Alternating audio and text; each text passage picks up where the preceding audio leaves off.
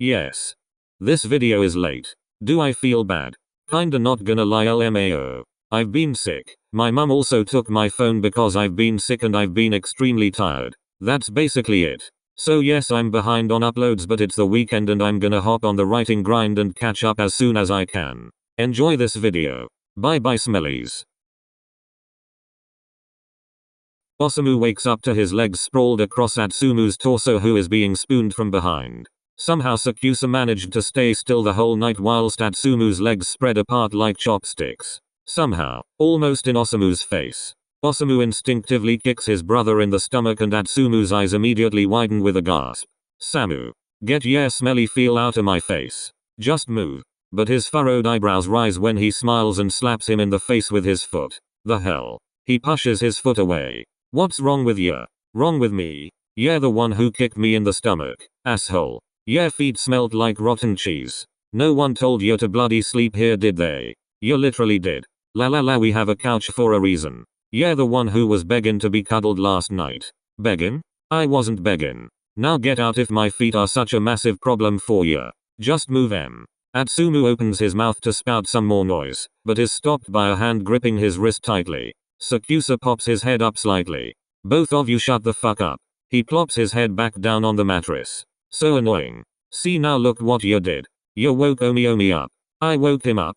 It was you. When was the last time you washed your damn flippers? You woke me up. Shut up. A few minutes of squabbling eventually pushes Sakusa to his edge. He ends up kicking the pair of them out. However, he's already awake now. The chances of him falling back asleep are slim. Eventually he gets himself out of bed. Not long after, they drove Osamu to the train station after he explained his tight work schedule. Christmas was good for the business and Osamu wasn't going to put that to waste. They make plans to meet next weekend, which won't happen because of how busy Osamu is gonna be. Hug each other goodbye and Atsumu doesn't waste the chance to throw a snowball in his face.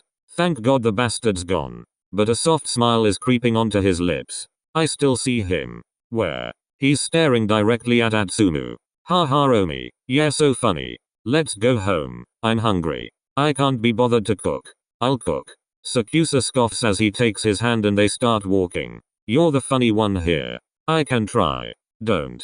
They end up stopping at a McDonald's where they buy 2 boxes of 20 chicken nuggets that Atsumu ate the majority of. Surprise surprise. They went to the small store opposite when they were done where they bought Christmas cards. Somehow they managed to forget to buy them when they went out several times before. I need to make a list. Atsumu says once they are home and knelt down by their coffee table. What for? Who I need to give cards to? You don't know that many people. I know enough. Sakusa snorts, but Atsumu starts jotting down names on a notepad anyways. How about you? Sakusa looks at him expectantly. Silent. Atsumu notices eventually. I didn't buy em all for myself, you know. Who've you gotta give em to? I don't know. What do you mean you don't know?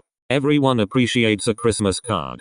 Sakusa smirks. I only like them when they come with money. Atsumu finds himself laughing. He drops his pen on the table to give Sakusa his full attention. It's meant to be about the thought, not the money. He rests his chin in his hand. You feel the exact same. No, I like the cards too. Sakusa rolls his eyes.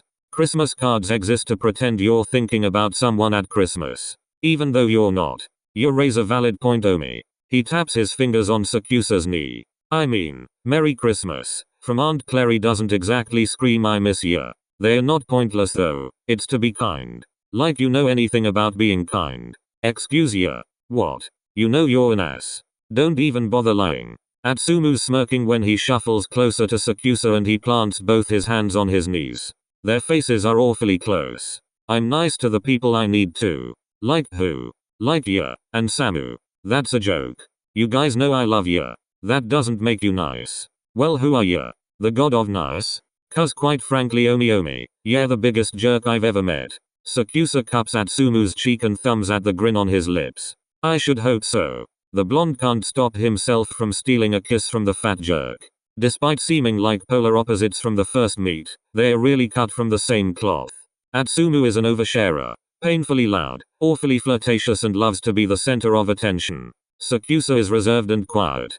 He never once cared about dating until he was forced to get to know Atsumu when he joined MSBY. But they are both caring assholes at heart. As Atsumu learned when Kyumi carefully placed bandages on his knees most days after practice whilst being called a fucking idiot over and over again and told to wear knee pads. That only made him more adamant on not wearing them. And as Sakusa learned when he got carried away on a drunken night out with his teammates where Atsumu drove him home, softly calling him dipshit and fucked in the most delicate voice Sakusa had ever heard. Almost like Kyumi would shatter if he raised his voice even a notch. Sakusa would be lying if he said he didn't fake being drunk multiple times after that. What about your relatives? Aren't you gonna write M1? Sakusa hums. Atsumu's hands on his shoulders. I guess I could write one for Motoa. But I usually see him during December anyways, so there isn't really any point. Atsumu narrows his eyes. That wasn't the answer he was hoping for. Your parents? Siblings? Aunts? Uncles? Whilst listening, Atsumu realizes how little Sakusa talks about his family. Atsumu knew almost nothing about them and the things he did weren't always positive. I guess I could send one to my parents. Probably my sister too. Sakusa's jaw clenches when he looks into Atsumu's eyes, basked in pity. He suddenly feels tense. I've never really gotten to know my aunts and uncles. But Motoya's mum is nice.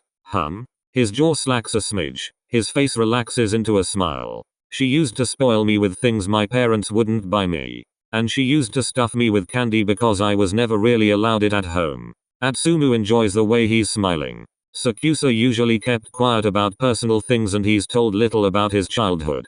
Atsumu wonders what it was like growing up for Kyumi, especially when his own parents seem like polar opposites. My parents used to be really strict. So I really loved going to see her. His eyes seem to melt. I remember in high school she always came to watch our matches. I thought she was just there to see Motoa. But he was off sick one time, and she was still there. It made me happy. Nervously, he rubs the back of his neck, suddenly self-conscious. I'm rambling. It's okay. He reassures him. He enjoys it when he talks about himself. I don't know. I just felt she really understood me. You should give her a call, or go visit her. I will. Both of his hands cup Atsumu's cheeks. I'm sure she'd really love you too. Atsumu's cheeks heat up but he hides them with a smirk. I should hope so. I'm amazing. You're okay. Okay. You're decent. I'm more than decent. Average. Okay, shut up. He plants a hard kiss on Sakusa's cheek and a second on his lips, silently thanking him for opening up. I need you to draw a snowman for me. Why? You're good at art? Sakusa had made it a hobby in high school. And? My parents swooned for your 𝗴𝘬𝘬𝘶. Ma would praise your artwork like it came from God. You mean Mamma Mia? Yep. She missed you on our last FaceTime. Wouldn't shut up about you. I love Mamma Mia. She loves you more. Now draw her a goddamn snowman so she can frame it. Frame it? Atsumu nods. She won't care if it looks like shit. It won't look like shit. Wouldn't wanna disappoint Mamma Mia. Stop calling her that. A pause. Fuck, she might even love you more than me. I don't blame her. You're not exactly lovable. You're literally so in love with me. My fans are in love with me. Everyone loves me. I'm just so charming. Sure buddy. You fell for my charm. Not willingly. Atsumu squints. No one falls in love willingly. You can't choose who you love. Stupid. Luckily for us it's not problematic at all, 𝗴𝘬𝘬𝘶. Of course it was problematic. How? You were my gay awakening, Achu. How could that not be problematic? Because I'm literally so amazing and cool. He squeezes Atsumu's cheeks that were still in his hands. Shut up. A few cuddles and pecks later, Sakusa has gone to collect his art supplies and Atsumu continues to make the list of people he's going to give cards. He notes down Mama Sakusa and Papa Sakusa. He hasn't met Kyumi's parents yet, even after a year of dating, not even over a phone call. He doesn't know when he will, if he will meet them anytime soon. He wants to know all of Kyumi, and that means one day meeting his parents. Kyumi isn't hiding him from his parents. They know they're dating. Kyumi just doesn't talk to them much. Their family dynamics are much different to his own. Atsumu won't pressure him into doing something he's not ready for. It must be a big deal for him with parents like he has. He's perfect content and happy as they are. He hopes to make Kyumi a Mia one day. He knows their endgame. And as far as he and his family are concerned, he already is a Mia. Sakusa enters the room, a sketchbook, pencils and a few markers in hand. Markers? Sakusa sits down beside him. Atsumu quickly jots down Mama Komori and flips his notepad page to a fresh one. That's one family member he knows Kayumi wants him to meet and Atsumu is sure he's going to love her too. I haven't used them in a while. They feel neglected. I feel neglected. Sakusa narrows his eyes at him. Why's that? You took forever. Okay. I knew you didn't love me. Shit. You found out. Shut it. Sakusa turns away with a small smile. He opens his sketchbook and begins doodling. He's met Atsumu's parents many times and he thinks they are amazing. They took him in as their own pretty much instantly and he will be forever thankful for that. They love him, and Kayumi can actually feel it. The love of a family. The love of his family.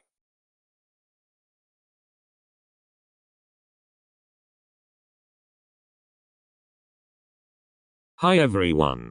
Next vid will probably be up later today or tomorrow because I've already wrote day 6 and 7, I just need to edit them. So bye bye.